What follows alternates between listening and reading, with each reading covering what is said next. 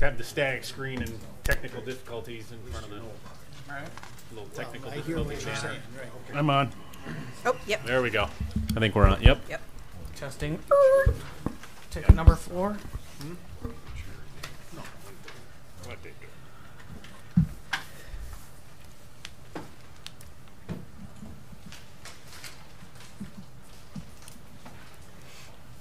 Okay, we have a little unusual circumstance tonight in that President Perkins is away with a family emergency, and President Pro Tem Musgrave is sick tonight. She sent a message just before noon stating that she was sick and unable to attend tonight. In that case, the first order of business would be for council to select a person to chair the meeting, and from there then we can continue into the call to order and the roll call.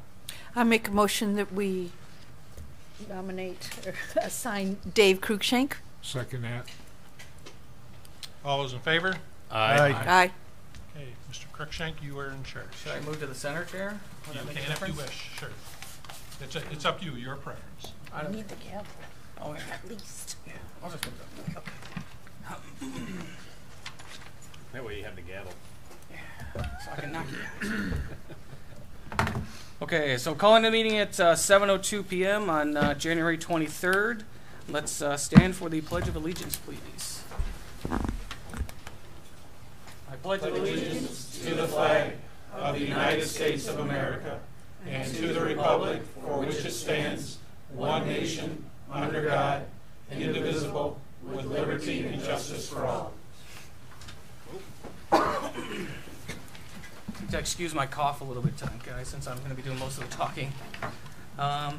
So under consent agenda, or excuse me, roll call for attendance. Alsop, Here. Cruikshank, Here. Heupel, Here. Shield, Here. Musgrave, Rankin, Here. Perkins.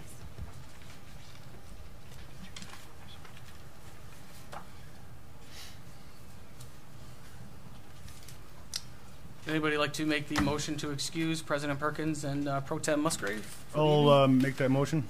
I'll support. All those in favor say aye. Aye. Any opposed? Motion carries. Okay, consent agenda. All items listed under the consent agenda are considered to be routine, non-controversial by the village council and will be approved by one motion. There will be no separate discussion. If discussion is desired, that item will be removed from the consent agenda and discussed separately immediately after consent agenda approval in its normal sequence on the regular agenda. Any changes?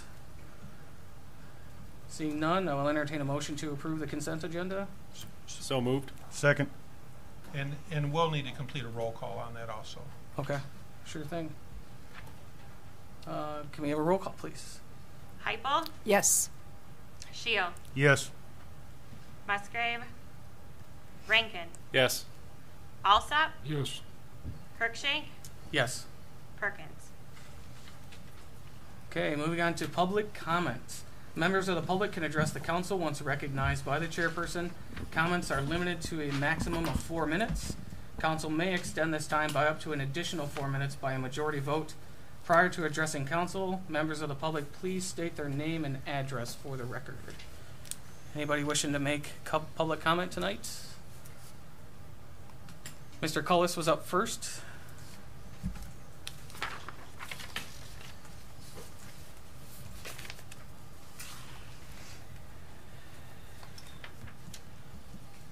Yes, George Cullis, 601 East Maple Street, and I am the Township Supervisor. And as the Township Supervisor, I attended Oakland County's rollout of the Human Trafficking Task Force at the county building last week, and I want to pass these out.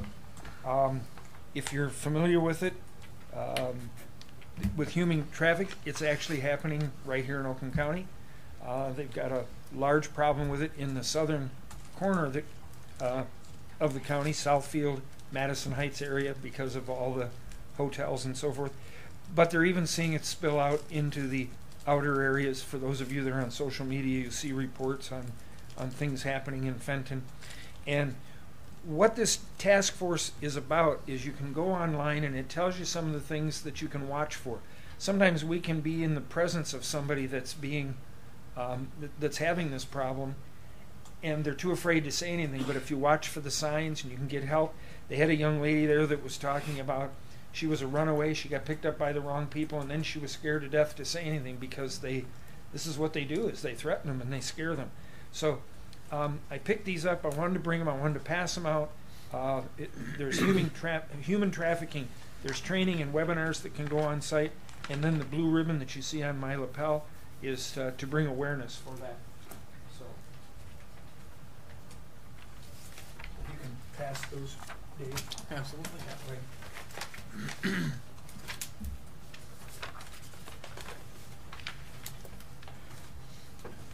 Thank you.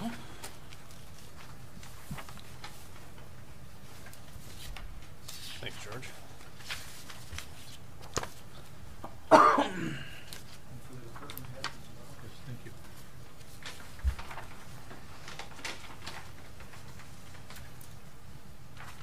Is there anybody else wishing to make public comment this evening? Mr. Love.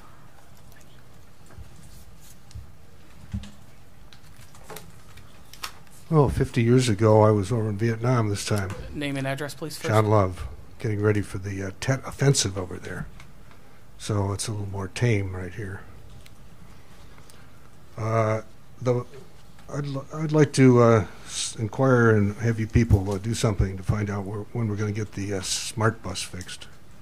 Get that on the road.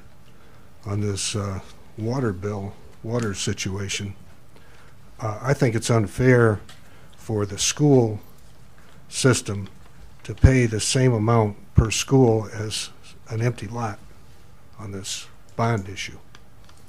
And the thing is that since they use more of the water, they should be paying more of this bond expense because much of it was generated to accommodate their plans. And the thing is that what happens then is in effect that the people in the village are subsidizing the school district, which has a tax base much larger than the school district. And also, I was reviewing the bills that were presented by the lawyers on this case, and in one case they were late in filing the necessary papers, and they charged us for the late fee. The court rules say that if you have a late fee, you need a written authorization prior to billing the client. So they violated the court rules. It's $100 and some odd bucks. But the point is that nobody's watching this. It just comes in and we'll take care of it. And I happened to get the copy of these bills because I wanted to see what was taking place. The car wash, we've owned it for a year. There should be a for sale sign up there, and you don't seem to think it's important enough to have a for sale sign put up there. I think that's the first step that you should have done a year ago to alert the community that it's up for sale and alert people over the years so we could get the best deal instead of, oh, well, we did all this money and demolished it. Maybe they didn't want all of that, or some other arrangements could have been made. Kind of like Dawson Tire, they had the sign up before it was fixed up or anything was done to it. So those are the 4 issues that I would appreciate you taking some action instead of just, we don't even talk about these things.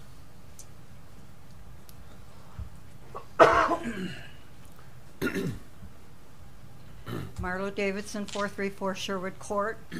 I've recently heard of something that's a concern to me. A relative of mine called and asked me if I had received anything in the mail from a group, and I'm going to guess it was a solicitation for funds because she's a very charitable person, but it was a group that is, boy, it just left my mind, looking for support for a sanctuary, Holly, a sanctuary city. I wonder, has anybody else heard about that? Where would I find information other than what she has? But that's something new to me, and apparently to you too. Okay, thank you.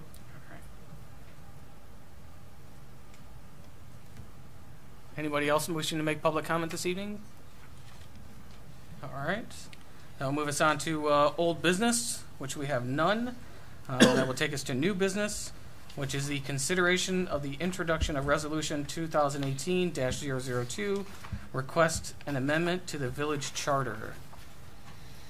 Let's see. So this one is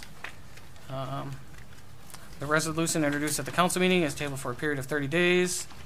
The amendments are published in the newspaper as introduced. Amendments are submitted to Attorney General's office for review and revision. Upon notification of the Attorney General's office, council revisits the issue for adoption. This is the meeting schedule of council, and so I'll read it out loud. To whereas the village charter currently sets the meeting of council to at least 2 regular meetings each month, excepting the months of November and December, in which months at least 1 meeting shall be held. Whereas the Charter and Ordinance Committee has reviewed this schedule, whereas the Village Council agrees that council meeting schedules should be amended. Therefore, be it resolved that the Village Council hereby determines that the council meeting schedule should be amended at least 12 meetings per calendar year.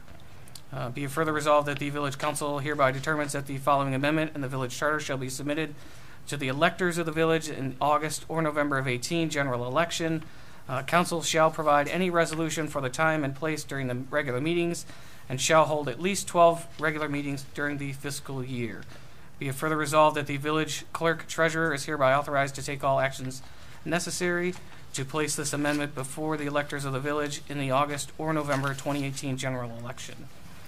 So to summarize that, in the Charter and Ordinance Committee, which included myself, Councilor Rankin, Councilor Heupel, that we discussed changing the 2 meeting requirement per month down to a minimum of 12 per year, which equals out to be 1 a month, with the ability to call additional meetings as necessary. I think the biggest change for that one was we're doing a lot of business meetings now, which are just filling space, and if we need to do them in the future, we can call them as special meetings. But the necessity of having all the department heads, village administration, and everybody coming out twice a month for something that's just a simple study session or just some consent agenda items, which will, essentially give some people back some time for that one. Do either of you guys have anything to kind of carry that out? And I think you covered it. You covered. Okay. I mean, that's pretty much the gist of it. Okay. Any council discussion on that? No, I would make the motion that. I guess before that, Oh, go ahead. I guess my, not really a concern, or maybe it's just a question, is what about if we have a long list of, say, consent agenda items? So would that fall under call a special meeting then? For consent agenda, I think those are more simplistic things, like we're just doing some budgeting that's already, been approved, pointing to committees and those kinds of things, meeting minutes. So those aren't detrimental where, the village needs us to approve for it in order for DPW to purchase something large, or same thing with fire department or any of the offices. And in those instances, if we needed to have something, we would just call a special meeting for it and get that taken care of if it was an emergency. Other than that, the idea is that it could wait a month. And the other rationale would be I'd rather have 1, 4-hour meeting a month than 2, an hour meeting and then a hour-and-a-half meeting. So you kind of just get some more time at home, that kind of thing. So I don't think anything would be impeding the efficiency of the village in this aspect. And the point of this one is we are not physically changing the meeting schedule now. This would have to go on a ballot, so the voters would have to decide if we're allowed to choose it, because it is a charter amendment. Any approval or denial now, so the approval would just simply allow us to place it on the ballot. And I think if anybody's going to make a motion to choose one of those dates in there, and then so the voters would ultimately decide on this issue. This is just us allowing it to go to a ballot initiative. And so the action, if you so choose, would be to acknowledge receipt of the resolution and the procedure is outlined. So the approval, then it would go to Attorney Gildner's office for finalization, then it would go to the Attorney General's office at the state level, come back to the village, and then we would officially allow it on the ballot. So the motion is just acknowledging receipt of this and to continue to move forward. Correct. So moved. Support. Okay. Do a roll Motion call. by Chris Rankin, support by Susan Heupel. Roll call vote, please. Cruikshank. Yes. Heupel. Yes. Shield. Yes. Rankin. Yes. Alsop. Yes. Perkins. Musgrave. Vote carries 5-0. New business item number 2. This is the council action request to instruct the village attorney to amend the ordinance for parking during snow season. So that the Charter Ordinance Committee meeting of January 9th, the committee voted to request that council instruct the village attorney to amend the current Village of Holly ordinance concerning parking during snow season. That would be ordinance 72.01 as it currently is now, to parking prohibited during snow emergencies. So the amendment section, let's see, section 1 of 72.01, Code of Ordinance shall be amended and read as follows. Parking emergency during snow season, prohibited during emergency. No parking on any street or highway, parking lot, or alley during snow emergencies. And the snow emergency is declared when 2 inches of snow or more is predicted by the National Weather Service out of Flint or White Lake, whichever is higher. Parking will remain prohibited until 24 hours after the snowfall has ended. I believe we wanted to include in this that the downtown district is not affected by the snow emergency ordinance, and that the 11 to 3, or excuse me, 3 to 7 a.m. parking is prohibited regardless. Do I understand? During the winter. Right, during the winter hours. So just for wording clarification, can we turn that as the commercial business district? Sure. Zone CBD? Yep, Okay. absolutely. Again, summarizing this ordinance, I think that the current ordinance of November 15th to April 15th, the 3 to 7 a.m. no parking, doesn't do a lot of good for typical residents. We've heard that for years.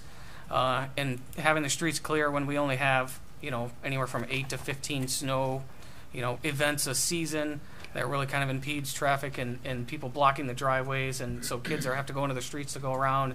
People are pulling on their right-of-ways, or pulling in their front yards, or pulling in their side yards, all to stay off of the street for those couple hours, which we may not have snow.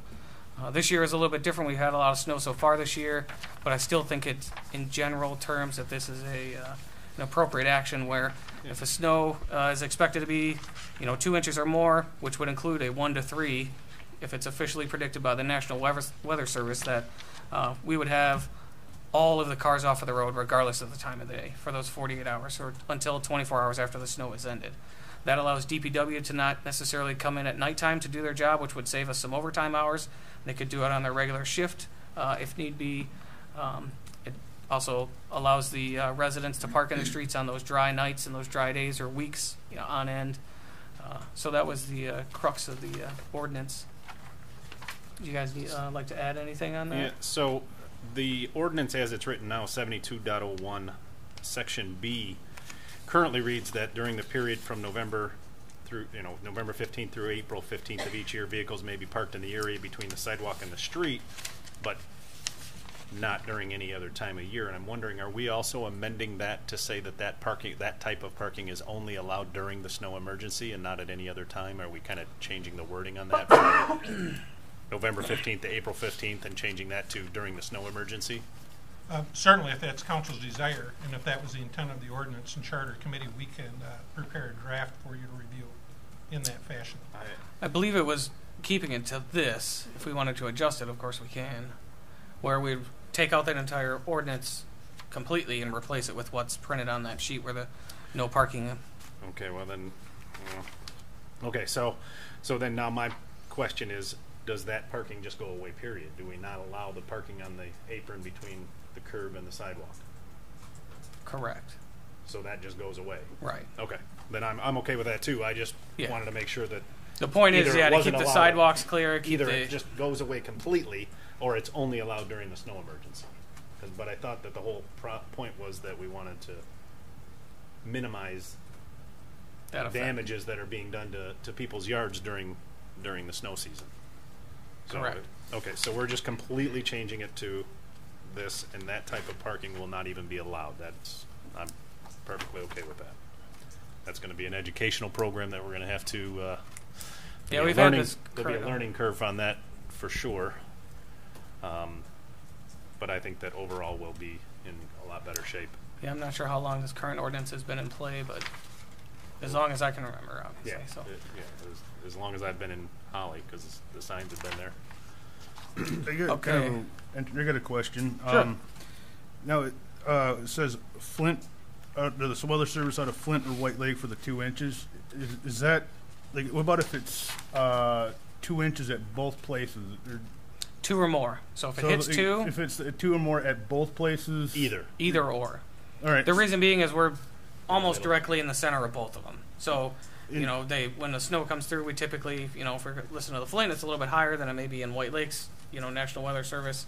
So either of those ones, since we're in the middle, it could change either way on us. And All right, that's so, where like, Director Clausen came in and asked that question, that we could have both. And so, like, if one's at, say, 2 or above, then one's at, let's say, like, 1.5 inches, so like, you'd go with the Flint. Go with the higher one. Yes. And then what about if they're, like, both tied, let's say? If they're- let me put it in a simpler term, if they're either of them goes over 2 inches, the ordinance would come into play. Okay. Regardless of what the other one's reporting, if one of those two is 2 inches or above, then it would kick in.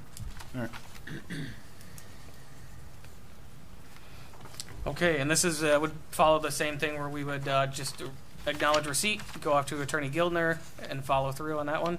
Or is this Well, so- one that would be... No, so actually, if council directs the attorney to amend the ordinance, he will begin the amendment process, and it will come back to you then. Yeah, Okay. 'cause this one doesn't require. So this isn't the actual inaction, this is the next step. Correct. Correct, okay. Entertain a motion. So moved.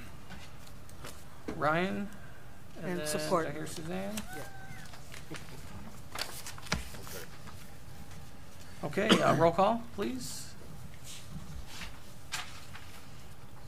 Heupel, Yes. Shield, Yes. Musgrave, Rankin, Yes. Alsop, Yes. Crookshank, Yes. Perkins. Motion carries 5-0. Okay, number 3. Let's see. So this one is the consideration of Resolution 2018-003, authorizing the manager to sign the 2018-2021 agreement with Oakland County for dispatch services. Jerry, can you take this one? Yeah, so actually, this is our third contract in which we are proposing that we re-enter with Oakland County. They've been providing our local dispatch for police, fire, and emergency Department of Public Works when the need arises.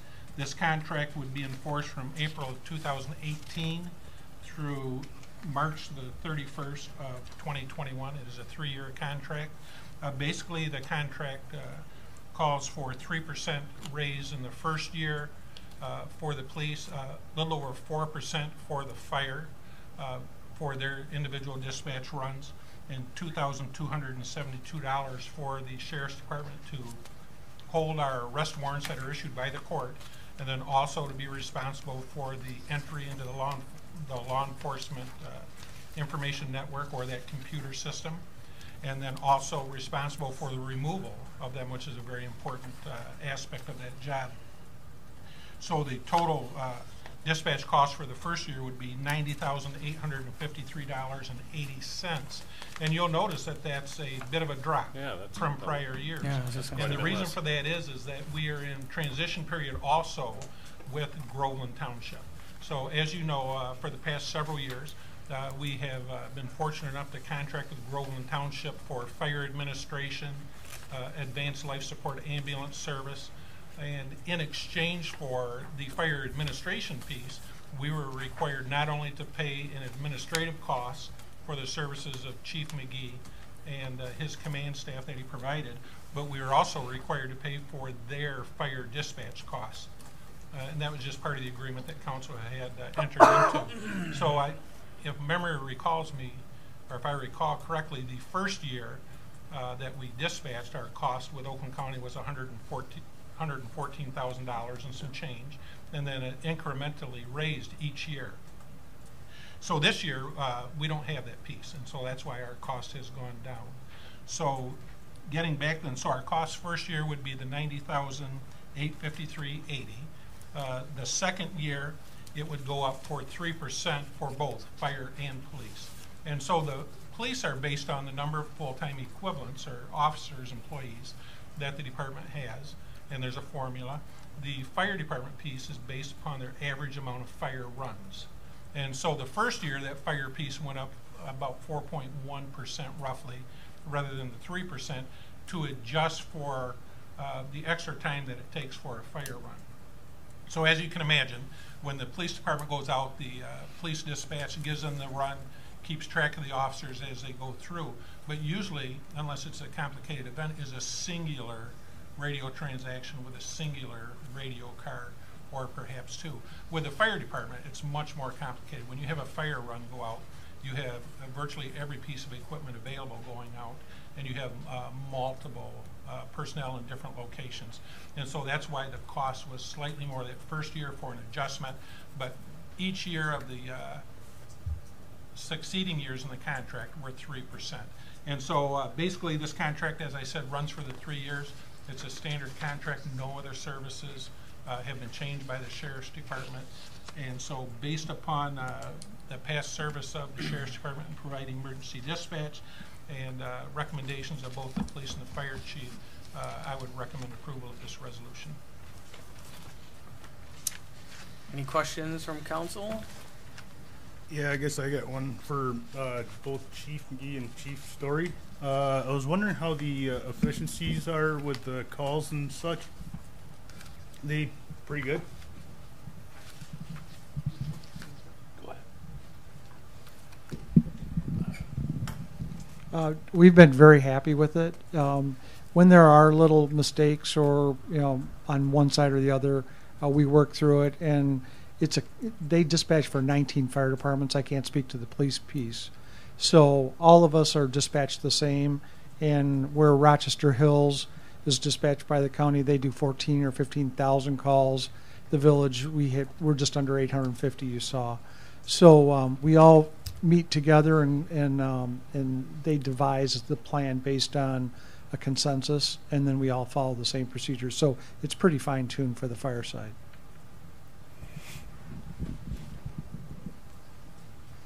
As to the police side, we're fine.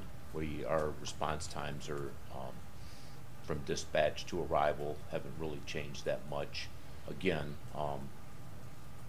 we don't have any real issues with them other than, if there is one, it's pretty easily addressed. It's a phone call away. And as the years have gone by, it's been less and less insofar as any issues that need attention. They address our issues very well. So aside from that, we're good. Alrighty, thanks. So just a little side note, I hope you all noticed the fire chief held his own microphone. This chief was sorry. Okay, go ahead. I'm staying out of that one. I'm not touching it. Any other council member comments or discussion points? All right, entertain a motion. I'll make a motion to authorize the village manager to execute the dispatch agreement between the Village of Holly and Oakland County ending March 31st, 2021. Support. Okay, can we have a roll call, please? Shield. Yes. Musgrave. Rankin. Yes. Alsop. Yes. Cruikshank. Yes. Heupel. Yes. Perkins. Carries 5-0. Item number 4, the council action request to amend the special event process. Yes, thank you. So as we had reported actually before last council meeting, staff had been studying the issue of street closures in the downtown in a variety of locations and for a variety of different reasons. And so we had already appointed a committee consisting of the police chief, the fire chief, those emergency response pieces, as well as Director Clausen of the Public Works Department and Assistant Manager DDA Director Katie Hughes. to study this issue. After the last council meeting, based upon a request from business persons in the downtown, I directed that committee to specifically discuss and study the issue of closings during special events, just in general, not any one specific special event, because those are considered by council when they're submitted. And so we wanted to talk about the issue of special event closings in general.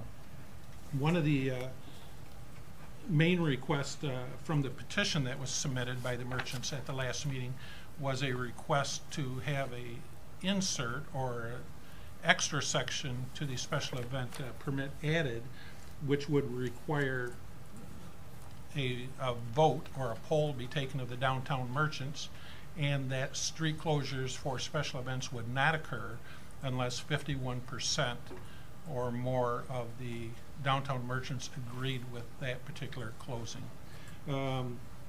Based upon, or after discussion with the committee and analysis of their findings, staff recommends that council continue to authorize street closures as is the current practice. And certainly that allows council the leeway to look at each special event separately, because we don't think they should all be treated the same, and then respond to the concerns of business owners or persons as they're listed, and evaluate each event.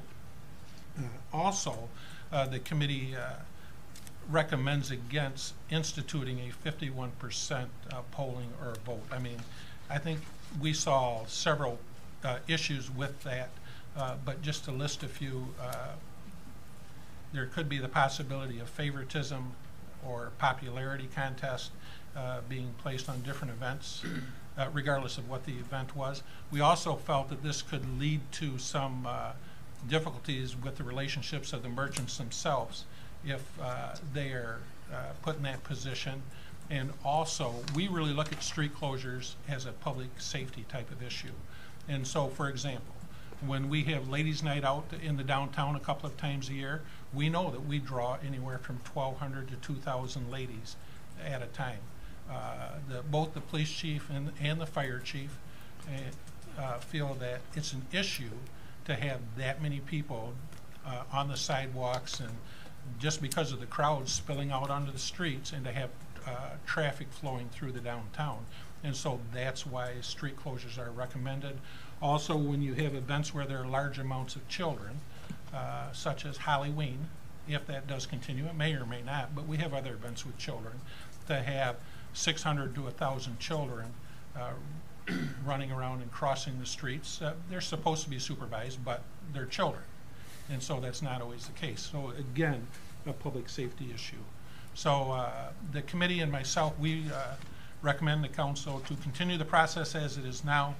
We as a staff, we know that there are some things that we can tighten up on in the office, such as the submittal period of special event permits. They are supposed to be submitted 60 days in advance to allow for adequate planning. They're not always done 60 days in advance.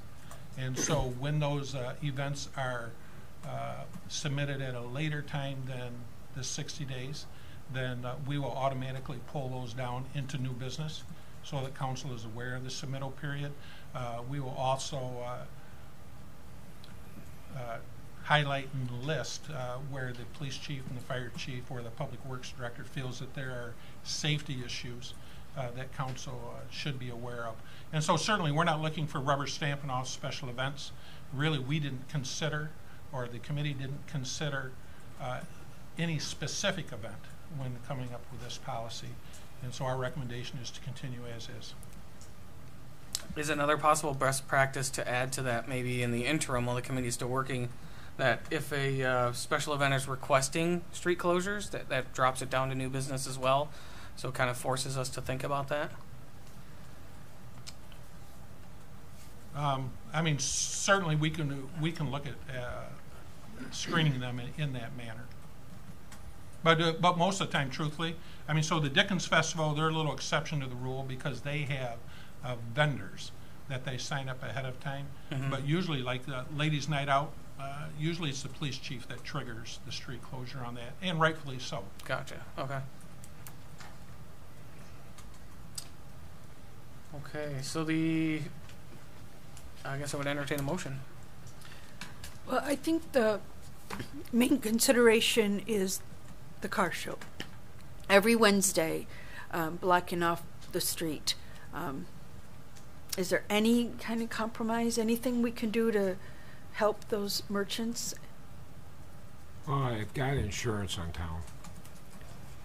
And it's hard enough to block them streets off to get all them cars in. If you were getting just people in, it'd be different. But you're talking about an automobile. And I try to change times. It comes and goes so quick, you can't really do that. And it's been going on for so long. We need a bigger town. I mean, but Jerry, I think you could add a we would block try to to move downtown it, real quick. but all the people that come in town love all the shops, love that town so much. That's why they come, for the restaurants and everything. And it's been going on for so long, and it runs smooth, really. And I don't know, it don't take no tax dollars to run that. We don't need the police department. We've never in all these years had any major problems there. And if somebody comes in and says, I want to come into town and it's all blocked, I'll move something. I'll personally let them drive their car up there to go into one of them 2 shops or 3 shops. I'll wait there for them to move their car back out, and that's all they have to do is ask, and I'll work with them. And that's why I still keep that 1 lane open. They can still drive through there, and I'll help them park their cars. Because I never want to drive business out of town for the people. I want to bring business in.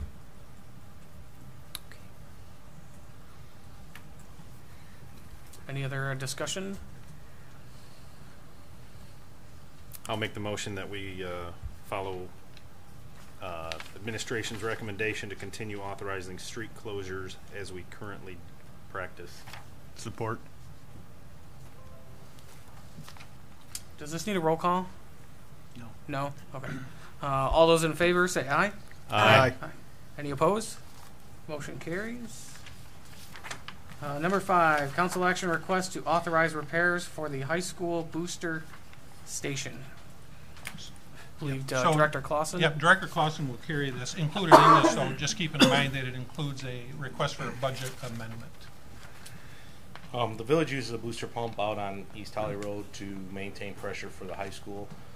There's 2 medium-sized pumps in there, 1 small pump and 1 large pump for their fire suppression system. Upon a routine inspection, one of my operators noticed that all the pumps were running, but the run-hour meters weren't turning. So we called out one of our vendors to take a look at it, and he said, it looks like you have a check valve issue. So we might want to have those looked at. So we called another vendor who would be able to do those repairs, and he said the check valves are bad and it may have some issues with the bearings and the pump motors. So we solicited 2 bids from Peerless Midwest and Northern Pump and Well, who are 2 of the larger vendors that I would trust to do these jobs, and we've worked with both these vendors before to do work for us in the village. One came in, Northern Pump came in at $24,032. Peerless Midwest came in at $21,727. Some change. What they would do is come in and do it in 3 stages so that the pump would continually running, so we were able to maintain pressure out to the high school. Replace all 4 check valves, take the pumps out, take them apart, rewind them, put new bearings in them, and there's just some contingencies in there. If the 1 check valve, which is a large 12-inch check valve, can be repaired, it'll be repaired before being replaced. So there may be some cost savings, but we took the worst case scenario and made sure to take all the contingencies in place. Any questions?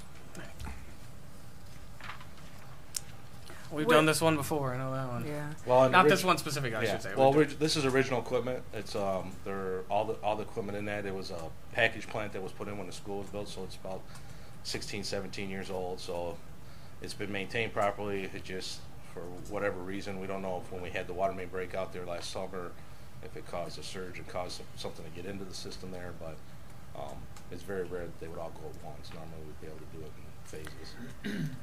This Peerless Midwest and Northern Pump and Well, where are they located? And is there a local? Is there a? These are large pump companies that do this stuff. The local guys would be able to do smaller stuff. These guys, I trust, are able to get the parts quickly, efficiently, They'll be able to get in and out, do it in phases, where if we we do have a couple smaller vendors, but they're usually a one-man show, so if they get tied up or they get called, they have contracts with emergencies with other communities, so if they get called out on stuff, we get stepped down, so, and this is gonna take, probably a 3-man crew to remove the large check valve, the 12-inch check valve, so. Okay. Peerless Midwest, their sales representatives out of Grand Blanc, and Northern Pump and Well, their main office is out of Lansing, but their salesperson's out of Milford. Any discussion from council? Entertain a motion? Support. Anybody like to first that motion for Ryan's second? Yeah, I guess I'll wait till the motion is made. Well, you and could just then- be the first if you'd like. Actually, I'll make the motion. Perfect. Okay. I'll support. So just for Just- clarification then, so the motion then is to award the bid to Peerless Midwest for $21,727.53, and that will require a budget amendment of $10,000 from fund balance to line 591-556-930. Still a first and a second. This is money, so we will need a roll call. Alsop. Yes. Cruikshank. Yes. Heupel. Yes. Shield. Yes. Musgrave. Rankin. Yes. Perkins. Carries 5-0. That will move us on to reports. Yes, thank you. So I just want to take time just to apologize for delaying council and the audience for getting into the council chambers tonight. As you could see, that was a Cub Scout den that was working actually on a government or a public service type of achievement within their ranks. So it's always a pleasure for me, the chance to educate people, and especially young, about the role of government in general, but local government specifically. There are many of us that live and work within any community that you could name that really don't know what government is supposed to do and how it's supposed to work. So I think the younger that we can start the education process, the better off everybody is. And who knows, maybe we'll cultivate some people who are interested in public service, much like yourselves, in the future. So that's number one.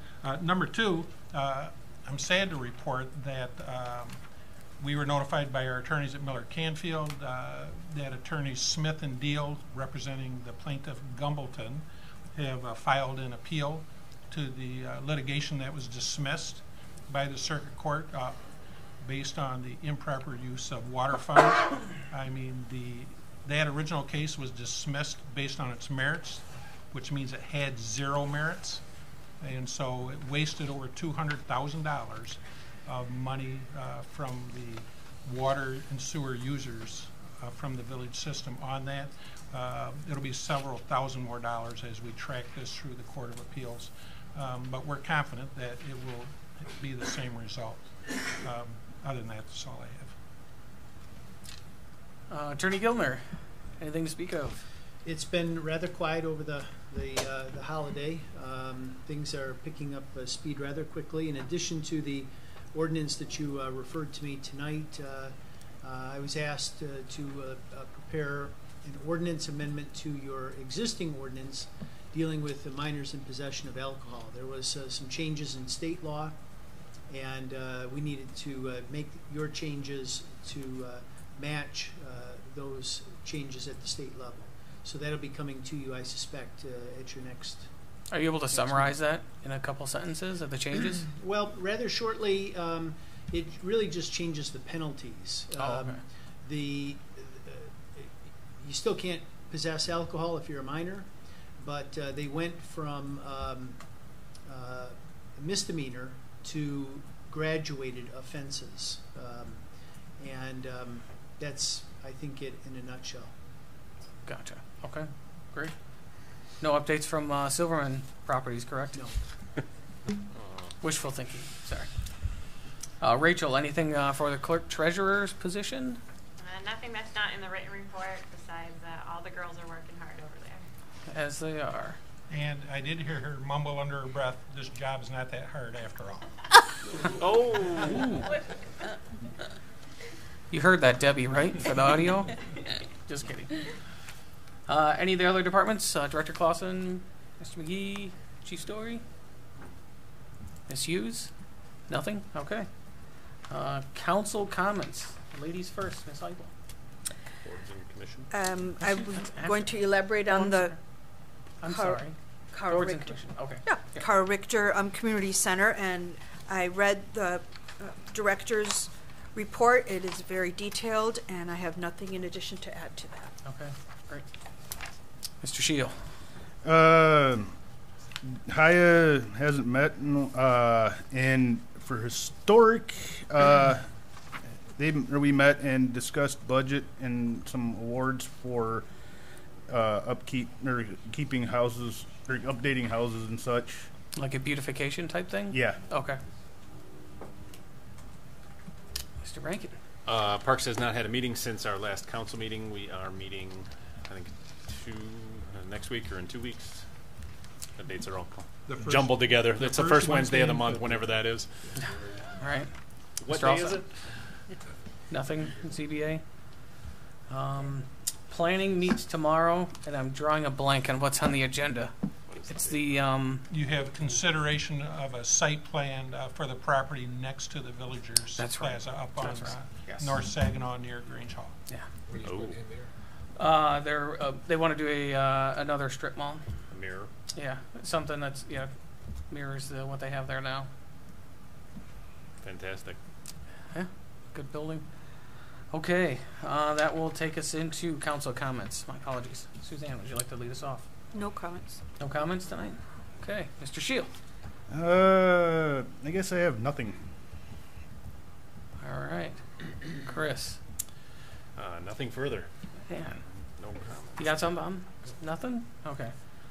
Just on the lawsuit, I'm extremely sad to hear that that's continuing on just because of the $200,000 we've already stuck into it and the continuation of the money keep going, and that's all at our expense, us as a whole, the whole village, us individual taxpayers. Dave, who's this person suing us? What's their name? I'm not sure. It's representative. I don't know. So the plaintiff in the case is Miss Heidi Gumbleton, and she's represented by attorneys Dale Smith and Pete Deal. That's all we know. One thing I wanted to bring up last time for the budget study session that we had did initially a couple council meetings ago, one thing that I missed was the website. I desperately want our website updated with the servers behind it removed or updated with the correct locations, and I think that's super important. We've talked about that for a long time. Yeah, I haven't been on it in a while, but yeah, it does need updating. Yeah. Last I was on, and there's a few things that are, I think one or two things that says page not found in a couple of spots. So yeah, that I concur with you that it does need updating at some point. Yeah, at least a refresh and those kind of things, a new UI. I think that's. In the past, I looked at a few other municipalities, big and small, and I think we're definitely lacking in some of that. Flash mobile optimization, I think, is important. A few of those things. So we definitely want to pursue that. So I definitely want to put that on my wish list at least for. Oh, yeah, I do have one comment. Okay. When is that meeting to get together again to talk about the school projects? First week in February, isn't it? Hold on, I think I got it. Does all the council people have to attend to that?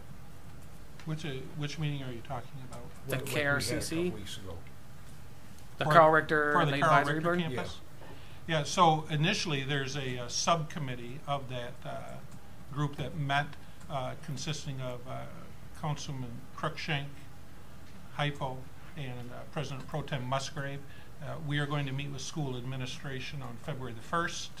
And Third then or first? First, that's for that subcommittee, and then we will have another follow-up meeting. I don't recall the exact date, but we'll send notice out and give a report of that meeting with school administration. What time's that, 7 o'clock? It will be at 7 o'clock. Yeah, I was at that last meeting. You were. It's February 12th at 7 is the next Carl Richter Community Center board / council discussion session. Okay, so the first is nothing to do with The first is Debbie, myself, Okay. and President Perkins meeting with Oh, It's Suzanne. Okay, so 4 of us. So we don't have to go. Meeting with, Mr. Noose and Jerry as well to see if we can mend some bridges on that. Thank you, Dave. Yep. So just some well wishes for President Perkins, and I'm not sure what the family emergency is, but just some well wishes for them and taking care of that. Car wash for sale. I do want to kind of chat about that for a second. Can we ask the DDA to consider putting that up for sale while we're discussing the demolition and that kind of thing? Well, we can consider it. There's but it's under the purview of the DDA. There's a specific reason that it is not demolished at this point, and that's because we're working with officials at Oakland County. We've stated that on more than one occasion, and because we're using CDBG funds, federal dollars for that demolition, there's a very specific red tape involved process, and so we're working our way through that process.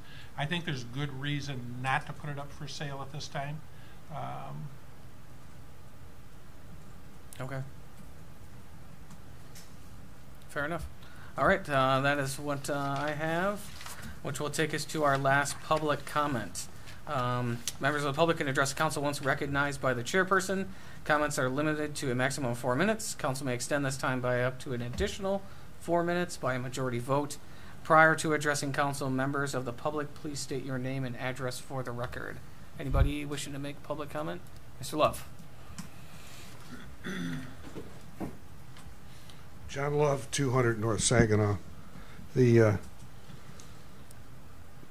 weekend we're going to have a tour of the historic district to look at the boundaries and the candidates for inclusion or exclusion in the district.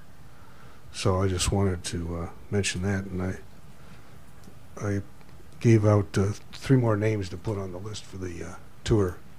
One of the people from the vault, and another person that has a historic home. The other thing, I don't know, I think we're going to have this town hall where we're going to talk about what's going on in the village, or is there a date for that, or I don't know what? You mean the state of the village? I think Yeah. it's the state of Holly now, where we're combining the township, right. the village, and the. Yeah. There was an invitation officially sent on it. There has not been one issued for that specific event. The invitation that council and the village received was for the state of the county address. The state of the Holly community address is scheduled for February the 15th at 7 p.m. That event is being organized, and we approved the invitations today, and they should be going out shortly. That's going to be here? It will be here in the auditorium at 7 p.m. I believe there is a Facebook event out. Mr. Cullis, can you confirm that? Okay. I was ready to come. Okay, sure. All right. Come on up, George.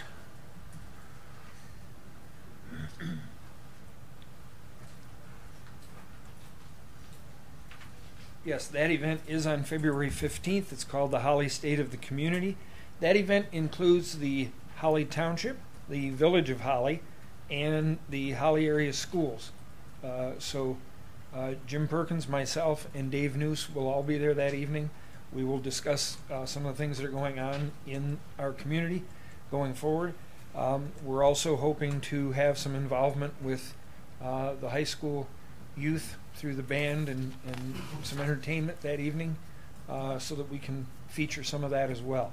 And as Mr. Walker said, those invitations were being prepared today. We were waiting for confirmation from the school because they're part of the invitation, and once we have that, those will be out.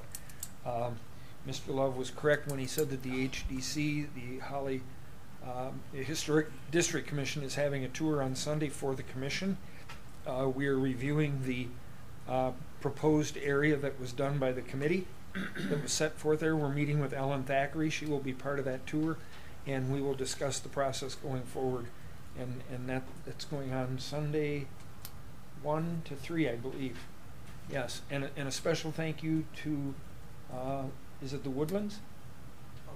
Holly Woodlands, that is supplying us with a bus and driver, because the Smart Bus is out of repair right now.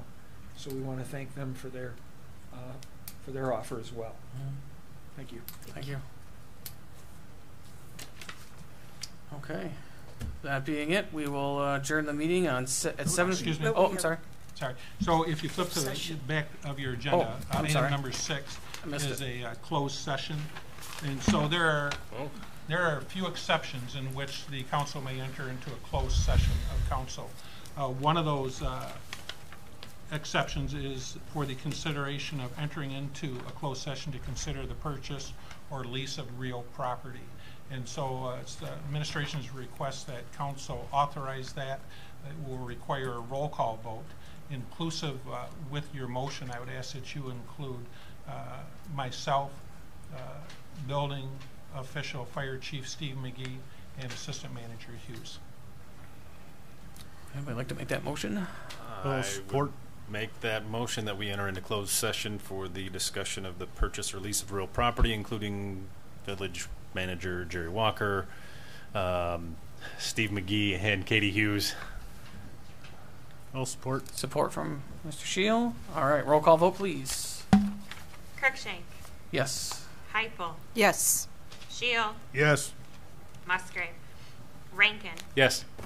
Alsep, Yes. Perkins. 5-0. All right. Do we want to take a break, or do we just want to just go right into it? Okay. 5-minute break. 5 minute. 8:03. We'll get in there.